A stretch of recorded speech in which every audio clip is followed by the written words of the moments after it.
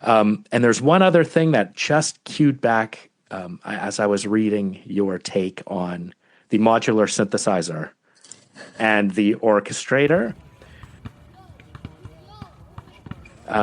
There's a famous NBA coach, Nick Nurse, who, when our team, the Raptors, won their championship, he was their coach, and he ran what he called the Monk Offence, named after Thelonious Monk. Oh. And it was basically players, they all have their specific strengths and their roles, but they need to know each other, balance off each other, and sort of free form with it while knowing the piece. And he described his job as a coach, which you could call like an executive or something like that, as the leader of a permanent jam session.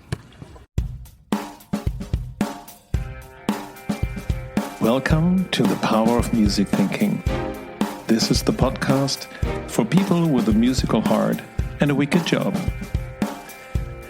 We're looking for stories, insights and tools from the big world of music to inspire leaders and followers to listen, tune, play and perform in whatever field you're operating.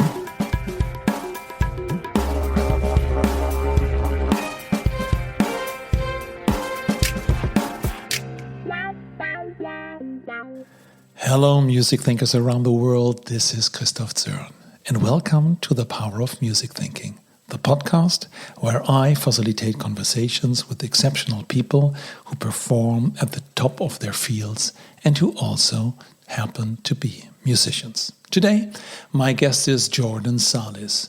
Jordan is an ethnomusicologist, a sound artist, a singer, and a songwriter. And for the past decade, he has dedicated his academic research to the soundtrack of sports, investigating the socio-cultural, political, and economic implications of basketball's soundscape across various arenas, both real and imagined. In this episode, we try to answer his fundamental research question, what does basketball sound like? We explore the incredible layers hidden inside the squeak of a sneaker, from real-time improvisation on the court to the global circulation of capital. We also talk about how the strict boundaries of a basketball game mirror the constraints of music, unlocking infinite creativity. And Jordan introduces us to his practice of just listening, a kind of Aural Rorschach test that turns everyday objects into profound emotional memories. And furthermore, we contrast the highly curated corporate spectacle of the NBA with co-creative grassroots supporters cultures.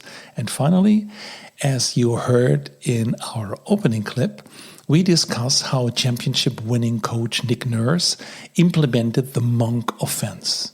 We delve into his fascinating background, studying jazz and performing with Prince's former band, the New Power Generation. And there's a beautiful link here with business showing how a leader could also see their teams by treating them like a permanent jam session. His only job as the band leader is to make sure everybody who sits in knows the tunes. So, please enjoy this deep, immersive, and surprising conversation with Jordan Zalis. Welcome, Jordan. Welcome to the Power of Music Thinking. Thank you, Christoph. Thank you for having me. Jordan, there's one question in the beginning that is pretty much the same in all the episodes, and here it comes. What was your first, or maybe most memorable, sonic experience that had an impact on you?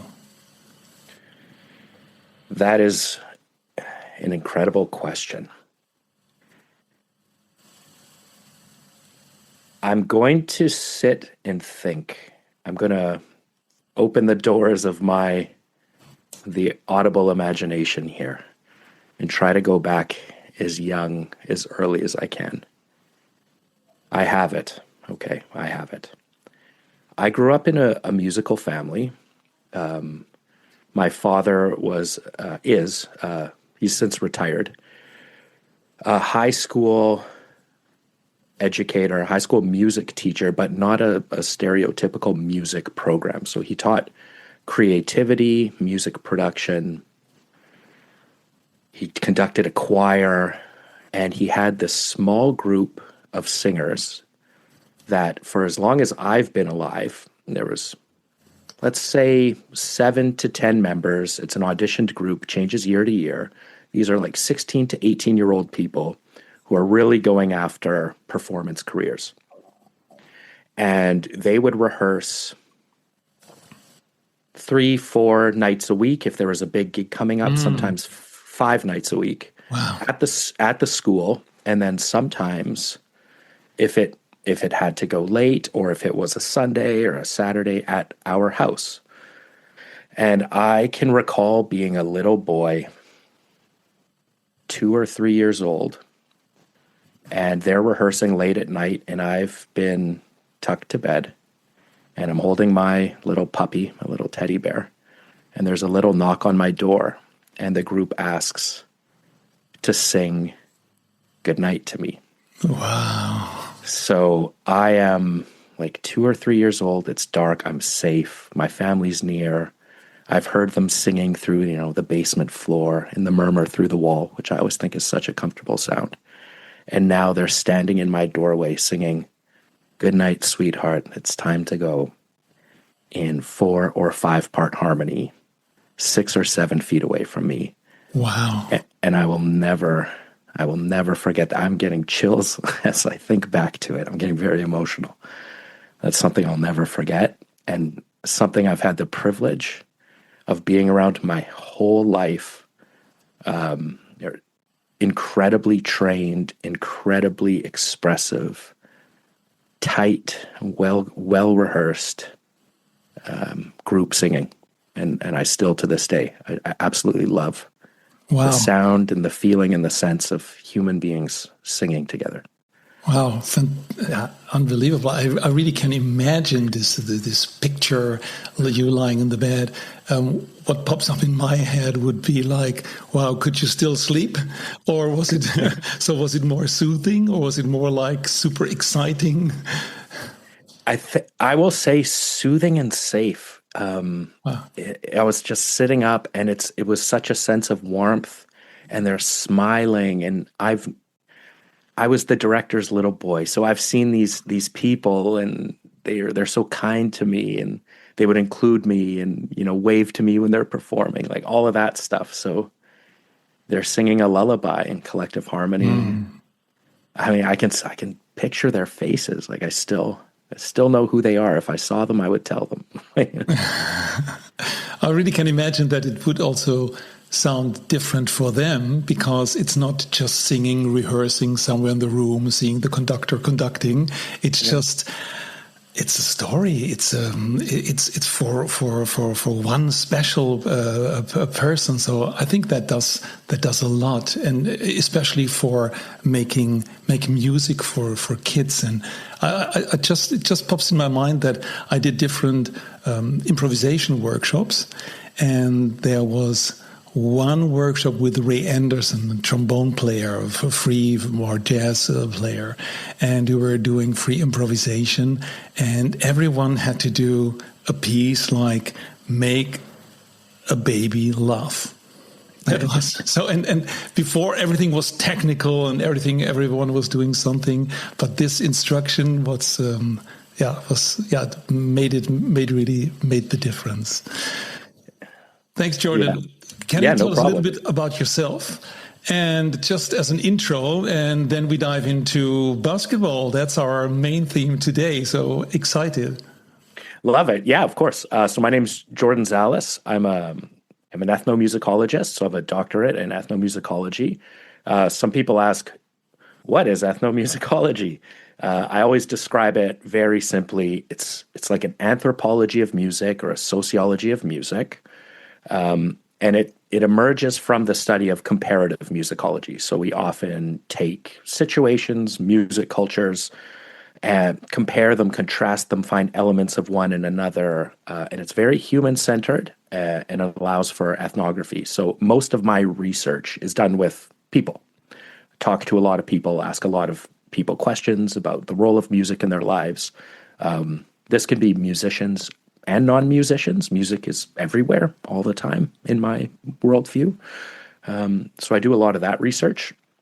I'm also an artist. I delve into sound art, which is relatively new to me.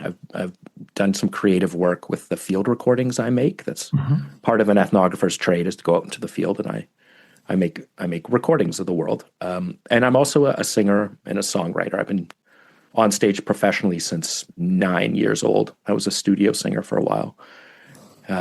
That's sort of my professional life. I'm also a father, a husband, a son, a brother, which matter a great deal to me. For the past decade or so, I have dedicated my academic research to the field of sports. So the soundtrack of sports, music and sport, the sonic elements of sport, and this is in massive public settings. Things like right now, the World Cup is going on. I could talk your ear off for a year, a whole course around listening to the World Cup. But I've been specializing lately, and my entire thesis was on the NBA, so the National Basketball Association, and sort of spectacle sport, the big corporate curated, buy a ticket, take the ride kind of thing. Is it the sound of basketball? So when we did our pre-talks, I said, "Oh yeah, basketball. I played it in high school and I love it." Ting, ting, ting, and you get an energy from it, and that's also. I personally think that basketball might be the closest to improvisation, but that's something we can dive into later because it's very dynamic. It's a quintet in musical terms, you would say, 5 people, and everyone has a different role. So, but let's go to maybe back. How did it start, music and sports? In personal life, I've also been an athlete my whole life, played sports my whole life, played through high school. I stopped after high school, but basketball, volleyball when I was young, baseball, soccer, hockey, track and field. Like, I'm a high energy guy. So I love sports. And as I mentioned, I've been a professional musician my whole life. So it's always interesting to find ways to combine the two. In high school, I was part of the student council at my school, and I would help put on pep rallies. Basically, there's a big sports game coming up. All the students go into the gym. We put on a show, introduce the team, get everybody hyped up, get everybody interested in them, blare some music, put on a little demo, dancing, all of that stuff. So there's at least one natural link between like produced music and sport. So it came up a few times. So number one, I was in a blues course, history of the blues. Maybe it was ethnomusicology. We had to choose a North American music culture, so I chose the blues. And it was a lot of the early blues and jazz musicians were also athletes. So you hear about like boxers and baseball players and things like that. Yeah. This was quite common, and it turns out that sports and music are longstanding two places in North American culture where there's like an African American, like a black norm as opposed to a white standard. So there's a natural fit. It's not natural; it's a cultural fit. Between that, and then I had to write a song on global music traditions, and I think it was the first time I heard soccer fans singing together in person. Because where I grew up, soccer wasn't really big. It was a game like kids played, and there was teams at the high school level, but there was no like professional league. It was something you played video games or you watched on TV. But I went to school in Ottawa, Ontario. Carleton University was where I did my undergrad. The capital, so Canada's national capital. And it was Canada 150, the 150th anniversary of Canada. They did a major stadium revamp. So they upgraded the city's downtown. They invested millions into the stadium.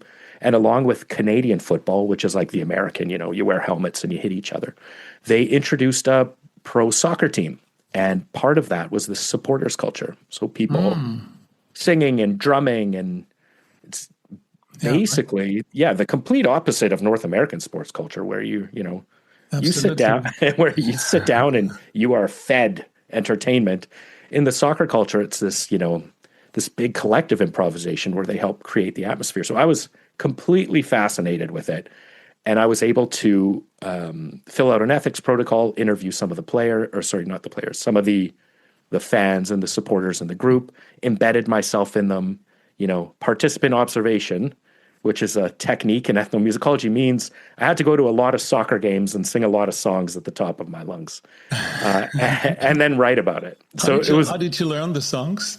Just while they repeat it, and you just chime in. It's enculturation. This is exactly part of one of the avenues I had to explore. So there's no songbook, there's no rehearsal. You go in there and you listen and you go for it. And sometimes you make a fool of yourself early on, singing the wrong thing at the wrong time, or chanting something about a player who's not on the pitch, which happened to me directly. Like, I was like, oh, now's a great time for this song. And they're like, no, he's on the bench today. So that was my my MA thesis was about that. And what's interesting is because it was such a new professional venture in a city, in a country where like soccer's really not that big of a deal, or it wasn't back then.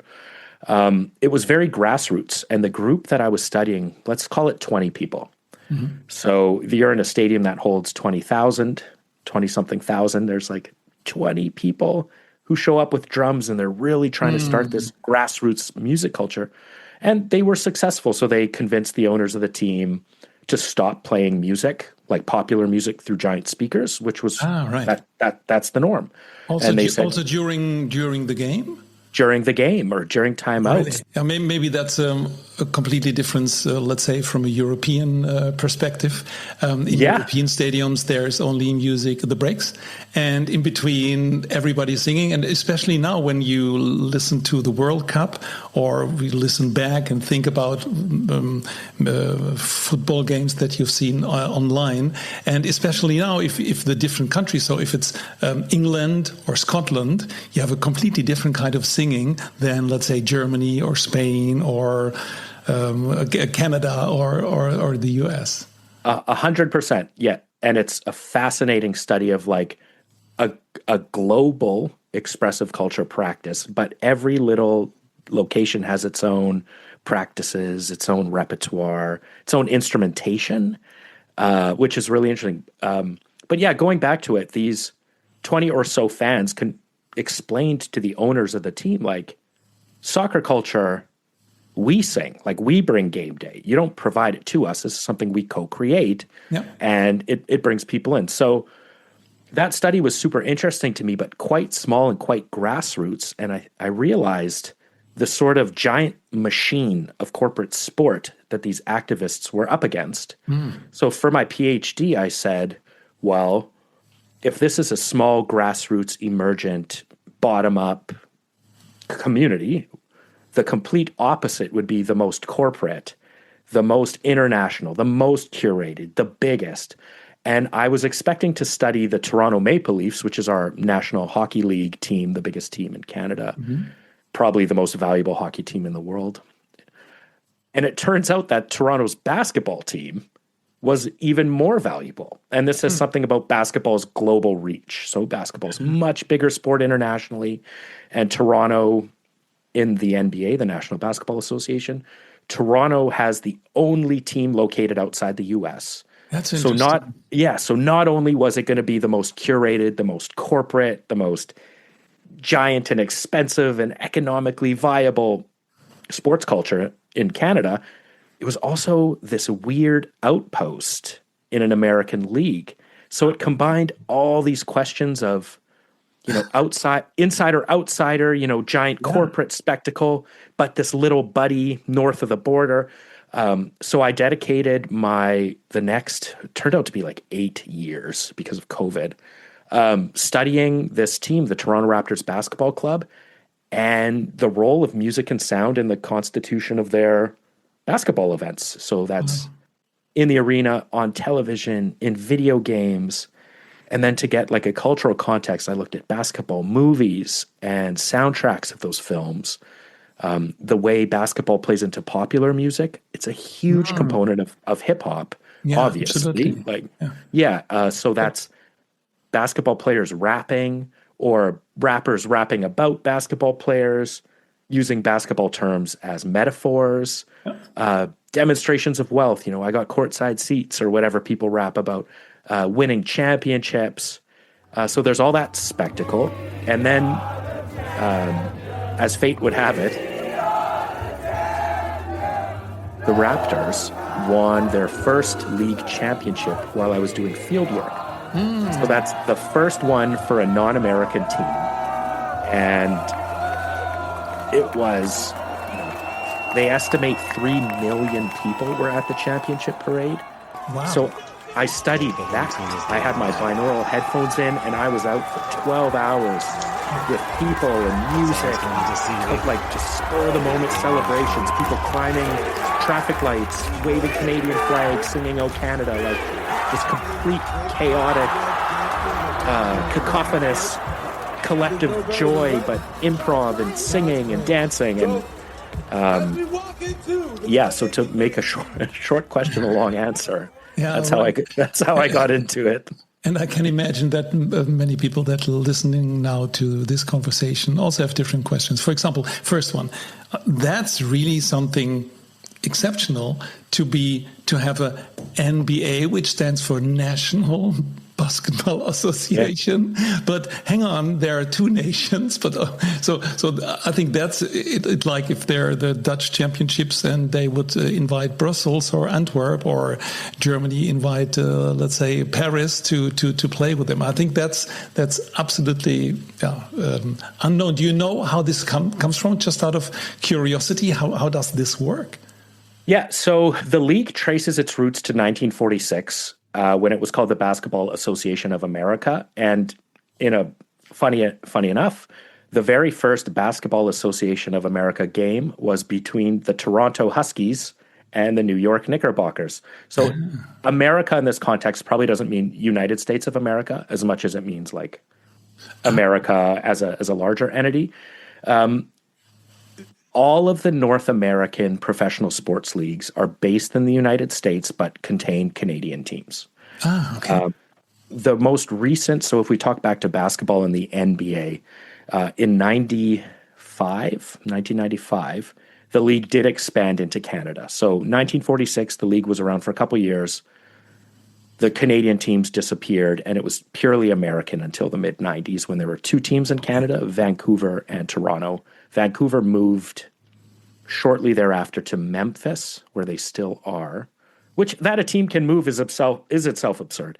Anyway, like that's a whole other conversation. Absolutely. And it's not so much about music, it's more about organization. But I think it's interesting. But maybe dive back into, you mentioned that you've been in your field work on a very super special day, and you were using binaural microphones and headphones, meaning, or maybe please explain what binaural is, if some people that listen don't really understand what this might be. Of course, yeah. Binaural headphones or binaural microphones are basically a headset with microphones attached, one into each ear. They record the world around you as a human being would hear it.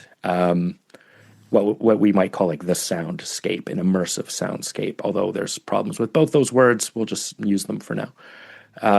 What's absolutely fantastic about them is when you're wearing them, you can kind of forget you're wearing them because you can hear what you're recording at the same time you listen. They're quite low profile, so they're non-intrusive.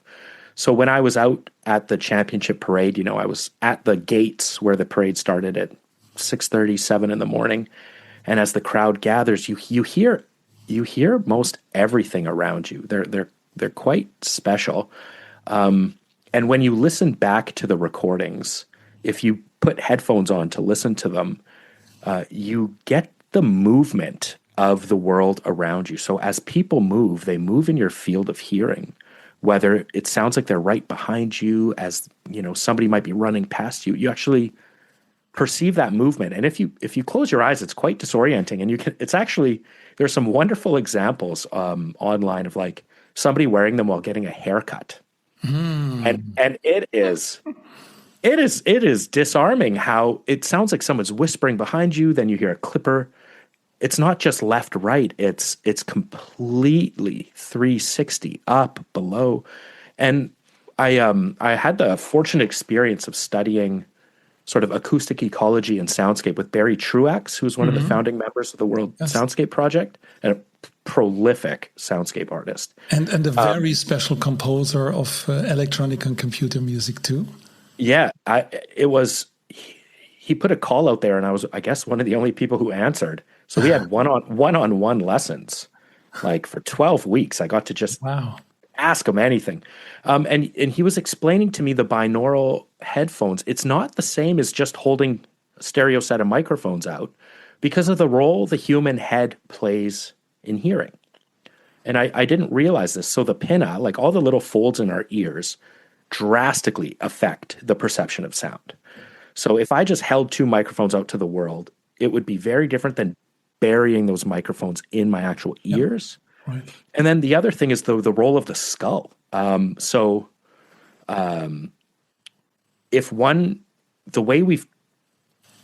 start at a baby has trouble perceiving where a sound is being made because they haven't quite learned left, right, in front, behind. And even as adults, most Western folks have a trouble hearing up from above. So they like don't know if a sound comes from above or from below. Yeah, or where above. Like if a bird is singing in a tree, where? And meanwhile, there's some cultures where it's obvious. They would laugh. That's Stephen Feld's work, the Kaluli of Papua New Guinea, would laugh at him when he couldn't spot something above him. But so what happens is when a sound is made of a multitude of frequencies, they all move at the same time, but the frequency with which they move is what high-pitched sound from a low-pitched sound. So if a sound is coming from your right and it is a low-frequency sound, you will hear it in your right ear just before you hear it in your left ear.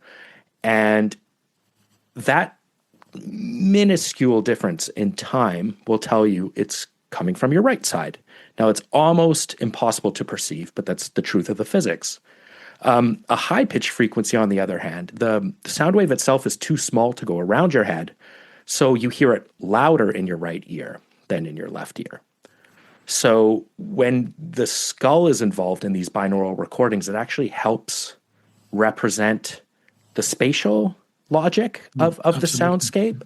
And so that was just fascinating for me to learn about. You're in the middle of everything. So like if you listen back to a binaural or immersive sound or 3D sound or all the words that we're using now for it, it's like you're in it. You could sit in your chair, close the eyes, and you have the idea, wow, I'm walking there. And it's much more than just looking at a video with the stereo sound. It's like more immersive in the sense that we feel that they're in the middle of it.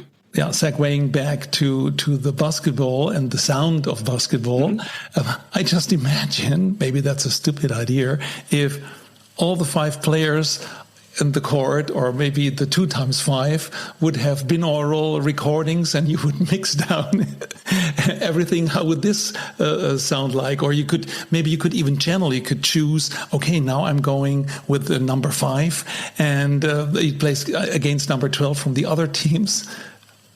Well, this is great. So I would love to hear that. I think if you had all the speakers at once, all the recordings mixed down, that'd be disorienting. But if you could focus on one, if you had like number 5's perception of the court through sound alone, that would be an incredible recording. So when I do field work while playing basketball, I wear my binaural headphones.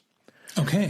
Yeah. So I have many recordings, mostly of me playing outdoors, sometimes at like the YMCA, which is like sports community athletics center. I think they're all over the world. You may know what that is.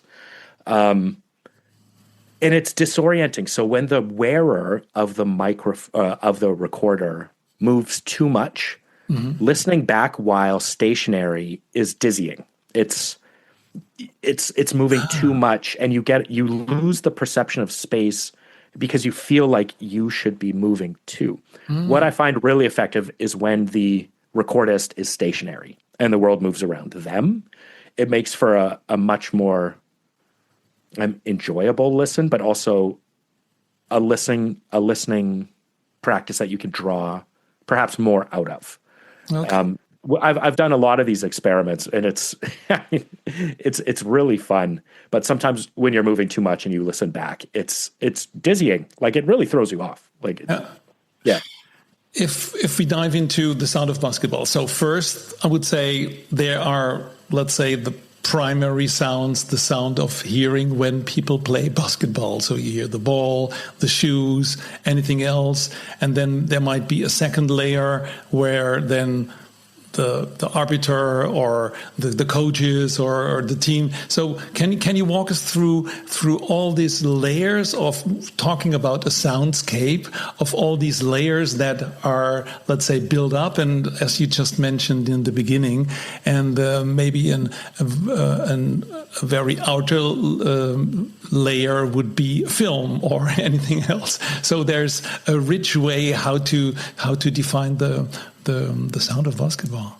Yes. So just like you start your podcasts with the same question, my research for the last about decade has always revolved around the same question, which is, what does basketball sound like? And I've asked this question to hundreds of people from a variety of cultural backgrounds, different places where they've grown up, different basketball cultures, different sporting cultures. And you'd be surprised at, number one, how similar they describe the sport, and number two, how wildly different they describe what basketball sounds like. So you touched on some examples. What yeah. So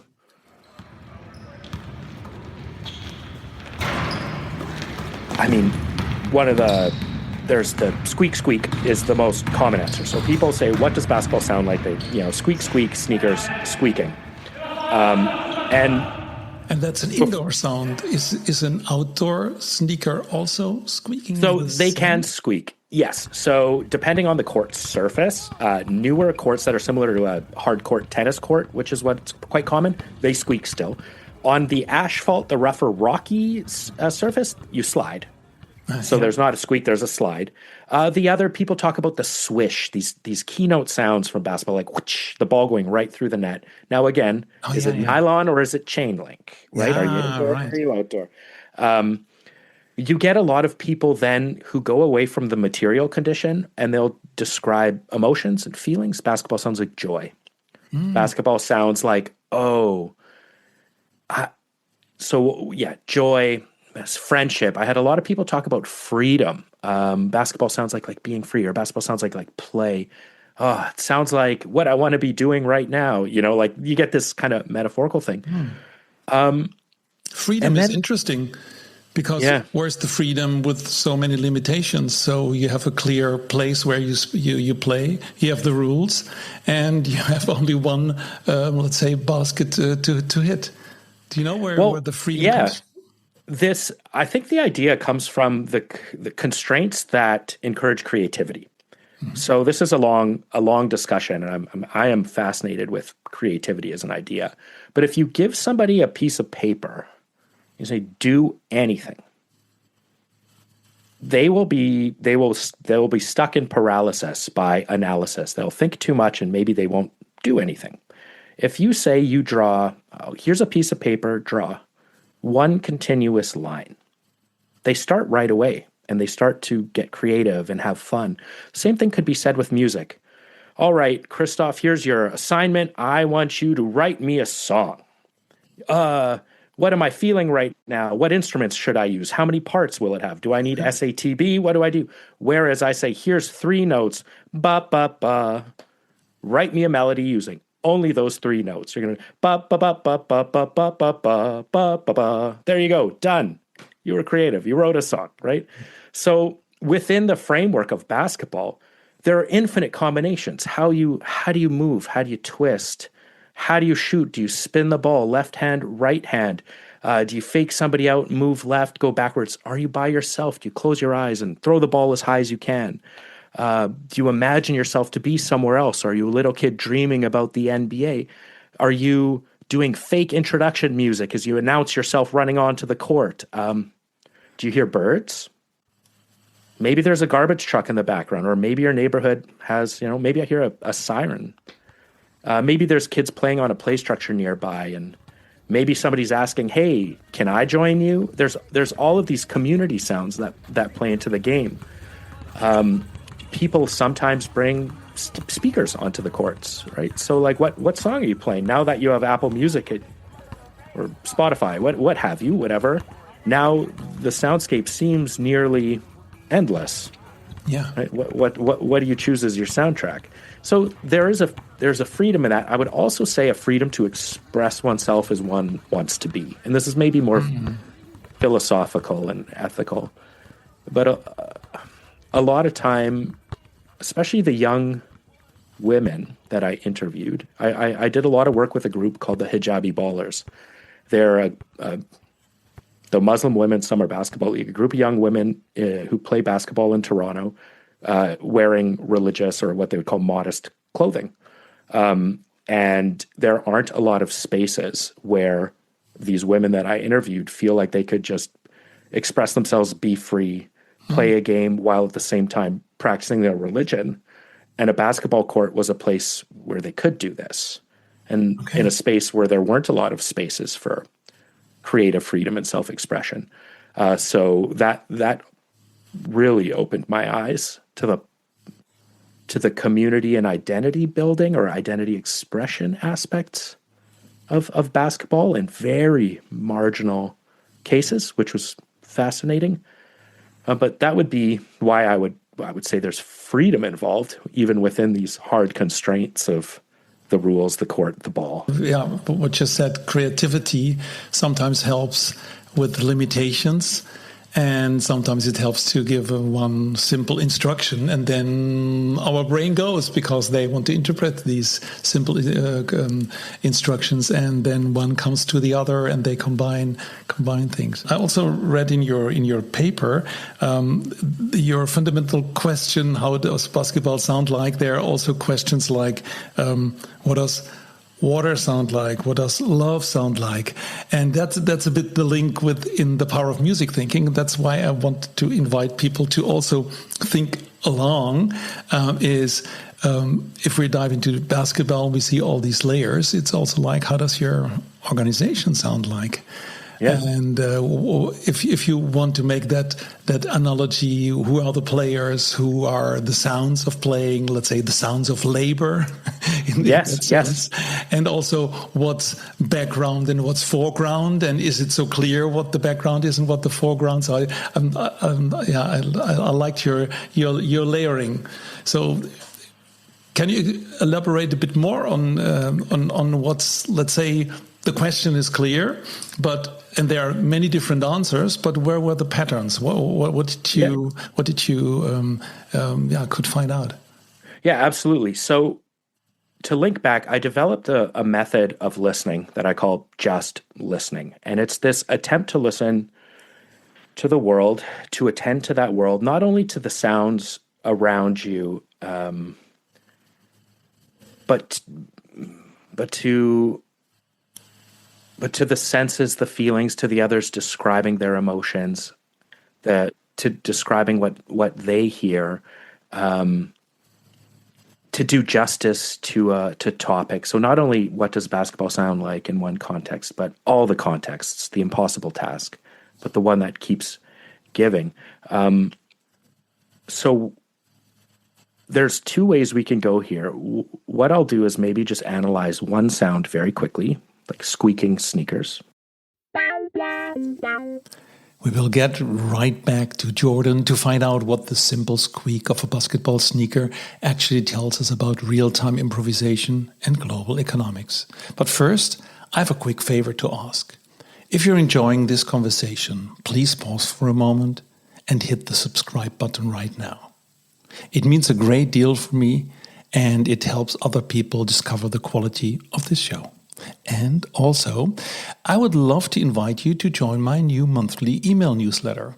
Each month, I will send you the latest release alongside a complimentary episode from our archive. Furthermore, I will share the gem card of the month, complete with a favorite quote and a sound example. I also include fascinating papers I'm reading, apps I'm using, and other thoughts worth pondering. Just click the link in the show notes to sign up. All right, let's get back to Jordan and the squeak squeak sound of a sneaker.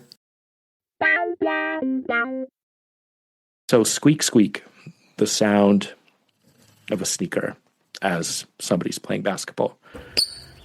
It's a high-pitched sound. It's cutting. It's grating. It's one of the most remarkable sounds of a basketball court. If you muted those sneakers, the game would feel like it was missing something. In fact, when you watch basketball on television, they have microphones on the court to make sure that those come through the television. This is basketball. But what is that squeaking? So if we go one layer deeper, it is the sound of synthetic rubber sliding on finished hardwood flooring. So there's like a slight ripple underneath the sneaker that emits this high-pitched sound wave. Clearly, the sneaker's trying to grip and keeps tapping. If you looked at it in slow motion under a microscope, it is catching, releasing, catching, releasing, catching, releasing.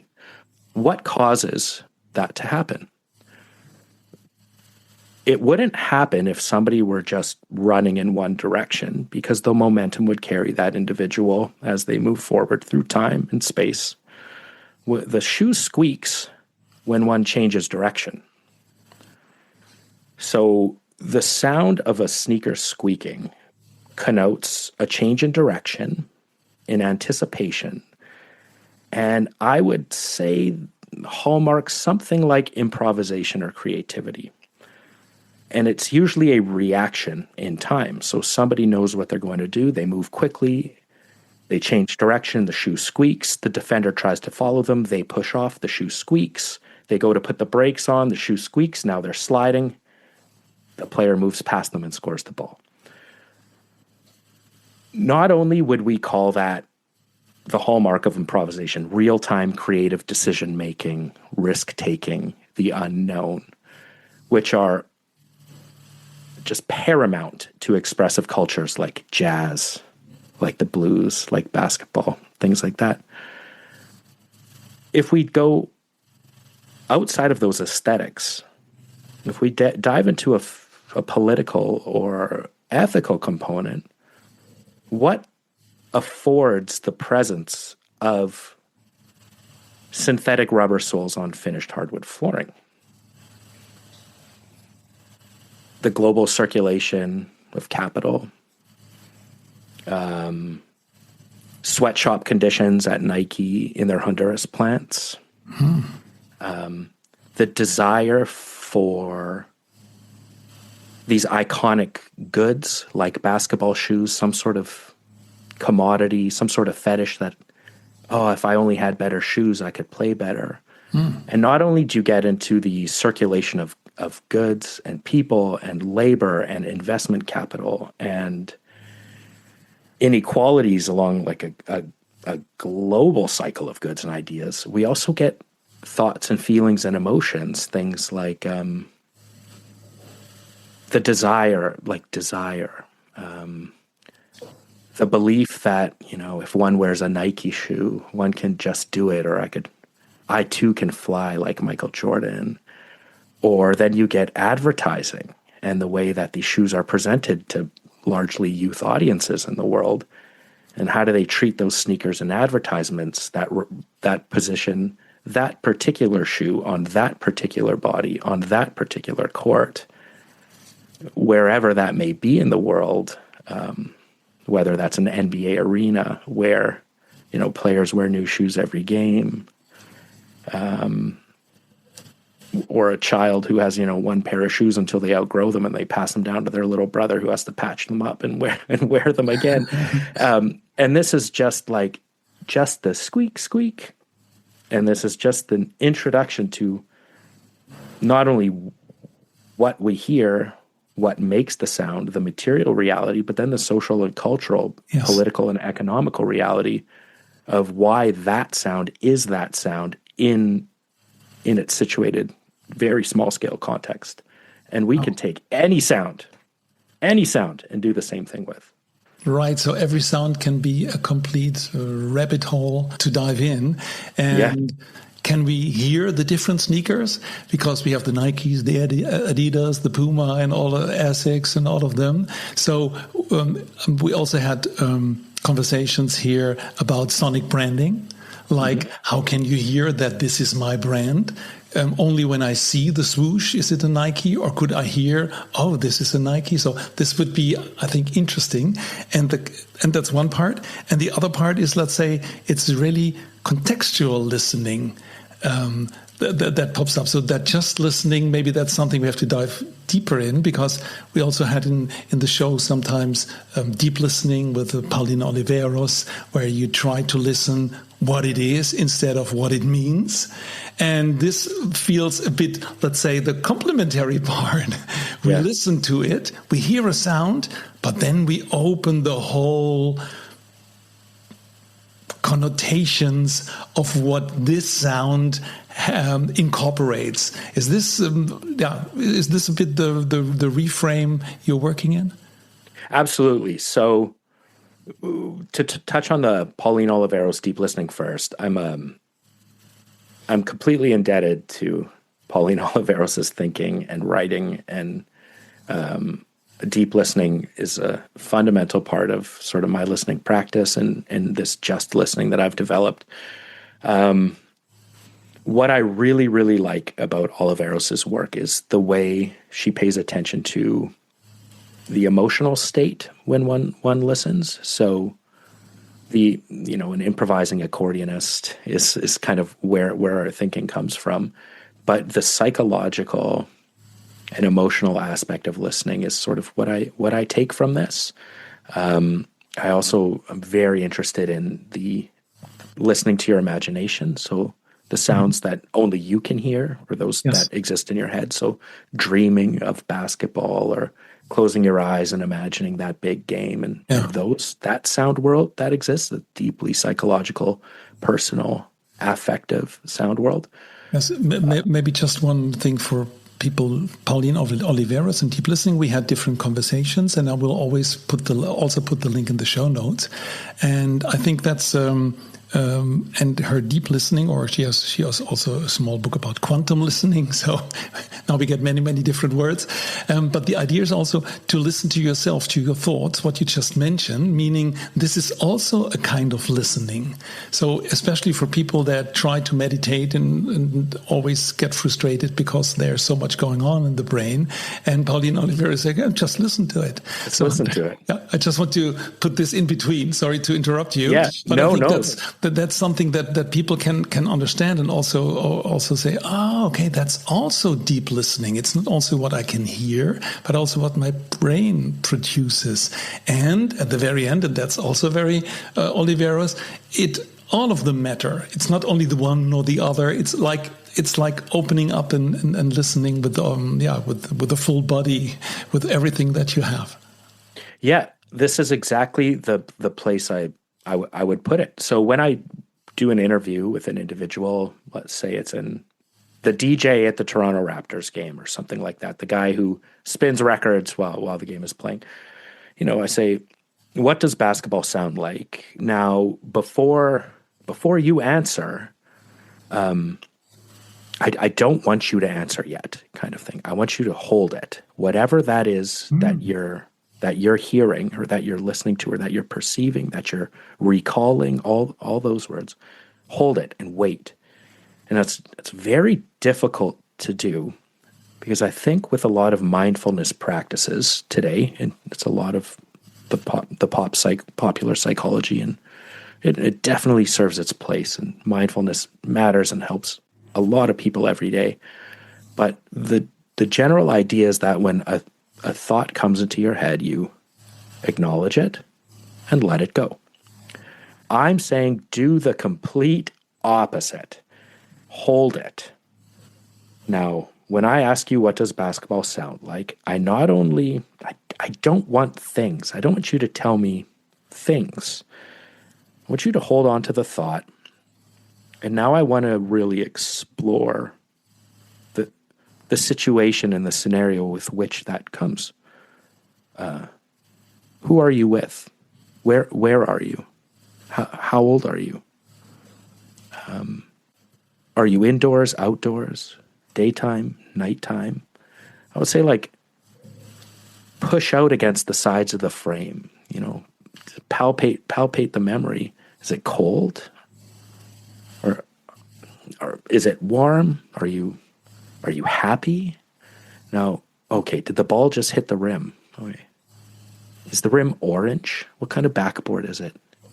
Is there a stage behind that court? Do you hear other people with you? Maybe it's your coach's voice. Now tell me about your coach, right? And you get these very deep memories, and I would describe it as like an oral Rorschach test where you hold an ink blot and you say, what do you see? So when I say, what does basketball sound like? Maybe I'm asking for those deepest locked up memories that you forget about. I remember this one profoundly insightful interview where they said, I just hear the ball dribbling, but through a door at my high school. And I remember always being interested, but I would always be called to walk by the gym. And there was just a little glass window that I would peer through. And like, she was one of the artists I interviewed, and would talk about having like a crush on the players who were playing inside. And her and her friends would then gather, and she's like, oh, I haven't thought about Sarah, let's say, in ages. Oh my goodness. And this is what I call a cascade of connections. Yeah. And it is through these sort of chains of connection, these what are indexical signs of association, that we really start to reveal the human aspect of what basketball sounds like. So of course it sounds like sneakers and a leather ball smacking, an outdoor court. To me, that's labeling things, which serves a purpose. Like, it's nice to know what is there, but I'm more interested, and I think for contributions to the big human story, like the humanities, what I do, an ethnomusicologist, is to draw and just pull these strings of human association all the way back to friendships, community, like I mentioned earlier, like the global circulation of capital, but memory, and deep emotion, senses of belonging, friendships, and like we mentioned before, we could use the same technique for love or hate or oil, water. What does water sound like? I think is one of the most interesting questions besides basketball. But is it like a water fountain in relief? Is it the ocean crashing? And then is it somebody who lives seaside and they're a fisherman or something? Is it my little son turning on the tap to brush his teeth and leaving it running, and I'm like, we can't waste water, right? Like, there's all these deeply personal, connective stories that this sort of listening allows for. Wow, I think that's really profound. And I, by the way, also like the oral Rorschach test. And this blood test, maybe some people know, you put a bit of ink in a folded paper, and then you unfold it, and then you tell what you see. But what you just explained is, and because in the beginning I thought, how does how does love sound like, and all this, and then I thought, then people shoot everything that they just hear, so like basketball beginning with the squeak. But what you just said, like, with whom are you together? Are you alone? What's your temperature, or the temperature outside? And that also brings me to link always these, and to make always these analogies with the business and the music. Like, how does your work sound like? I think that's something that when people listen to us can also maybe just stop for a moment our conversation, say, oh wow, now I learned in a way of different listening, just listening. Wow, I could make take the next half hour, maybe for myself or maybe together with someone, and let's think about how does my work sound like, and then see what that brings about. The workshops that I do, I find just, for me, profound learning experiences, and the folks I work with, the feedback I get is how emotional it was. Tears are not uncommon, and this isn't the intention. It's I'll have one exercise I do, and I recommend like a business group to do this, a company to do this, if at all possible. You have people sit comfortably, whether that's in a circle, in a room, whatever, with their eyes closed, lay down if you want, whatever. No one's looking at each other. And the workshop leader, in this case is me, I have like a bag of items that I will then, one at a time, pull an item out of the bag. And again, everyone's eyes are closed and everyone is listening. So just listening, also like solely and exclusively focused on listening, along with, listening without prejudice, attuned to the world around you, things like that. And I'll tell the participants, I'm going to use a number of items to make sounds. And I want you to do a loose word association, but I don't want you to tell me what it is. So tell me anything other than what this thing is. So they're all sitting down, their eyes are closed. We're in an open space, let's say, and I grab a deck of cards and I shuffle them. And somebody will undoubtedly say, a deck of cards. And we go, no, anything but, which shows you how we're trained to listen, to just identify, like that's scouting, right? Like, what is that thing? Okay, but toddlers can do that. That's neat, cool trick. Label the world around you. But what else does it tell us? So shuffle the deck of cards and somebody will say like, kitchen table with my family. Someone will say, oh, last Christmas, I had a great game of canasta at my grandmother's house. Or somebody will say like, oh man, like when I was a kid, me and my friend would just play Go Fish all day. Right. Cool. Next item. Grab a basketball, throw it in the middle of the room, bounce, bounce, bounce. Someone will be like, oh no, that time that I just couldn't make the team is like the worst memory I have. And somebody else will say like, oh my goodness, I haven't played that game in forever. Right. So we do this with 10, 12 items. And then I leave those items around the room and I ask, okay, open your eyes. Now, one person at a time, pick who goes first. Go grab one of those items, come back to us, tell us a story while holding the item. And the amount of times people share profoundly emotional, personal, like memories of people no longer with us or times no longer with us. I had one item I used was a rainbow colored bouncy ball that you would use maybe as a child, a ball without a sport attached to it, just like an inflatable little rubber ball. And when the woman first heard the sound of the ball, she recognized it right away and was like, oh, I think like, what did she say? Oh, like playing in my backyard or something like that. And then when her eyes opened and she saw the ball, she went to it right away and held it. And you could see she was flushed, there were tears in her eyes. And she said, I can't believe you have this ball. And I don't believe you have this ball. And I said, well, tell us a story. And it turns out that ball, that exact ball that I have, she had given to her daughter when they were perhaps 1 year old. And this was their summer play ball. And every year they would go to a cottage at a beach, go have a summer together with the family, and they would bring this ball year after year after year. And that first summer, they have a photo of the daughter holding the ball. That second summer, the daughter's a little bit bigger. She's sitting on the ball.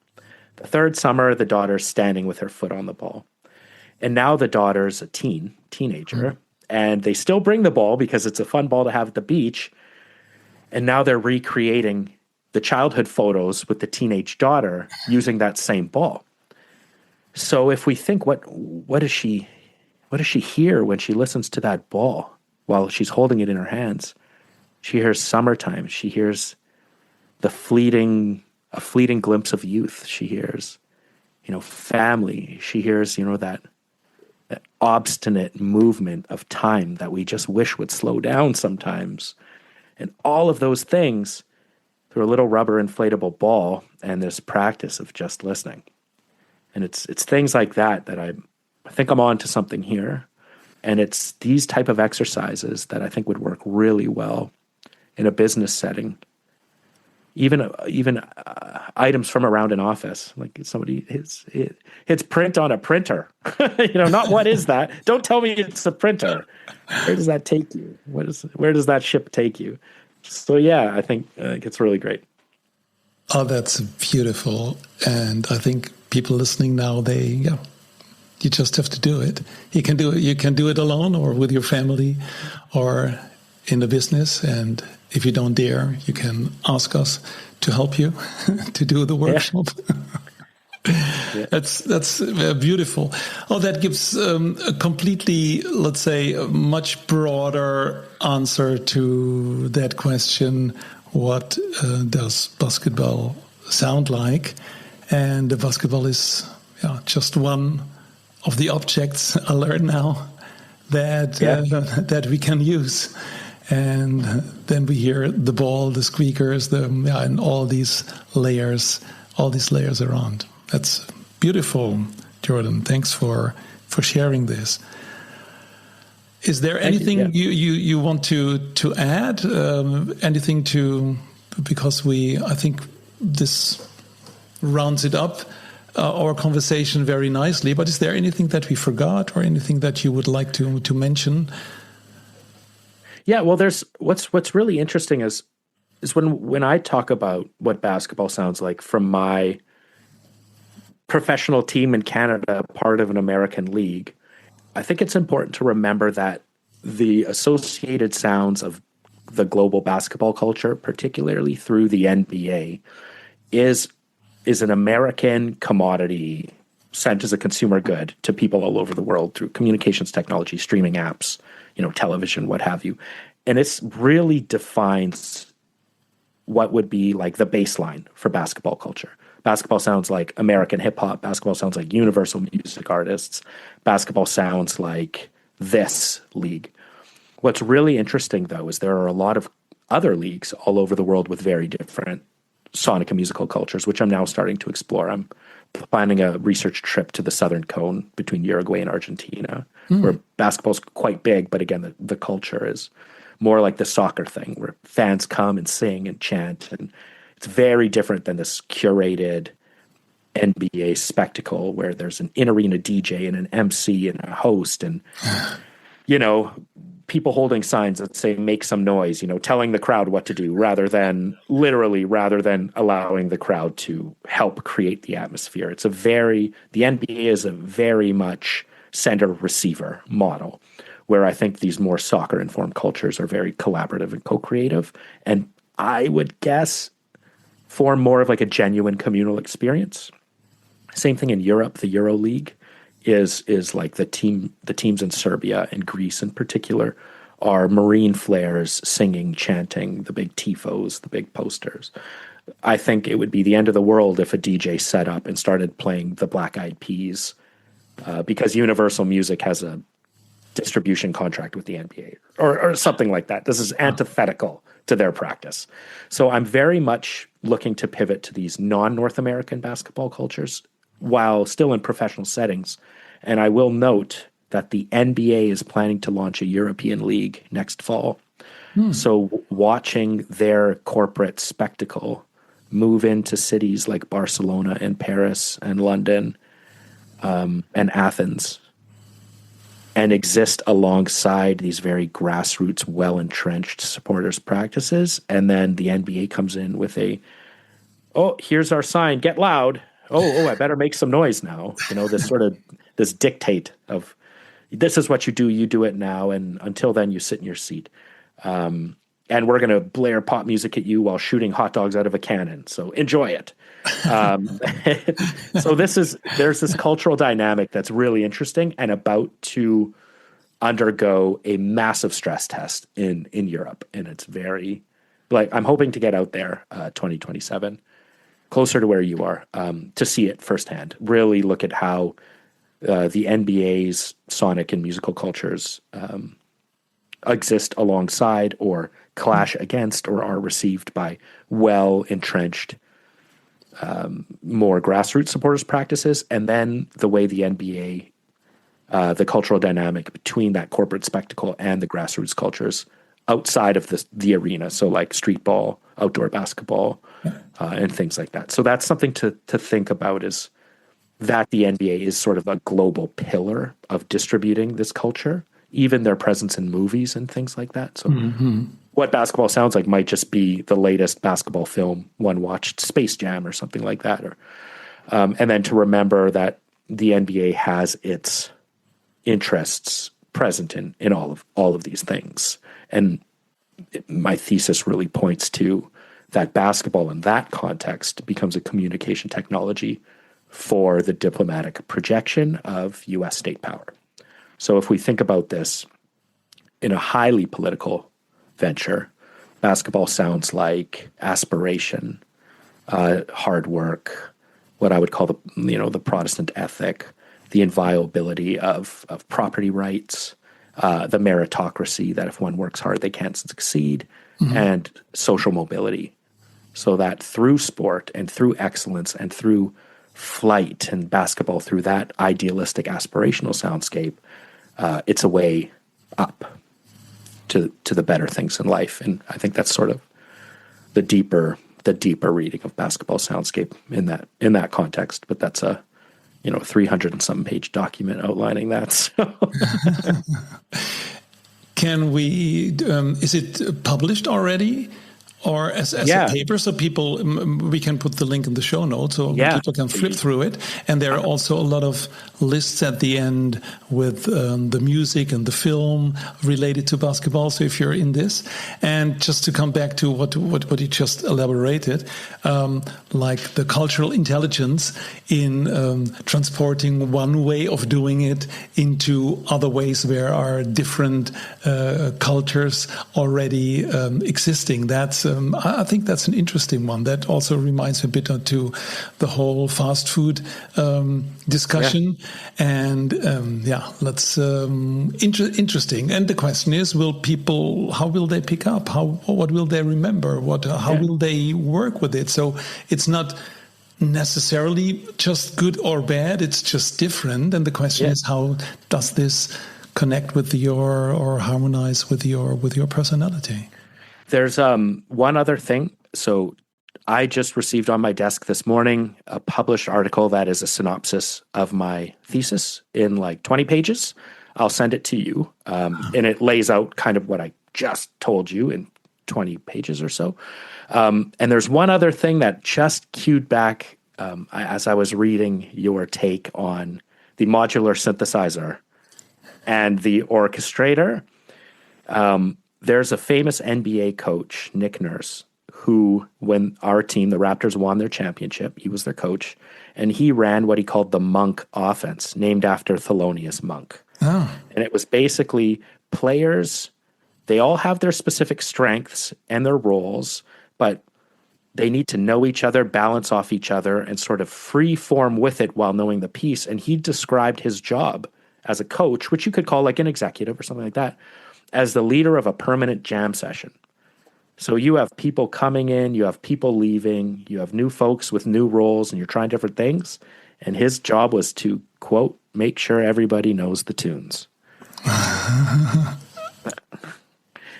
And that's it. So if you think about, if everybody knows not only your part, but some of the other people's parts, and you're willing to listen at some points, willing to step forward at some points, willing to move and adjust, to take risks, but knowing someone's got your back here, but not too much, because you don't want to just solo the whole time. You got to pass it around. You got to do that. Maybe there's another angle there, the jam session, but with a band leader who makes sure everyone knows the tunes.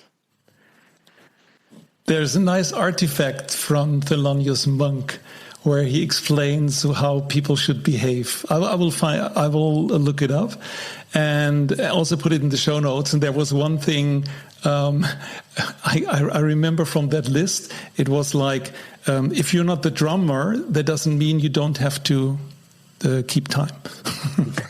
so I think, there are many learnings. Oh, great, Jordan! Thank you very much for all these. It feels like we could go on forever because there are so many different things we can riff on, and let's see how this resonates with people.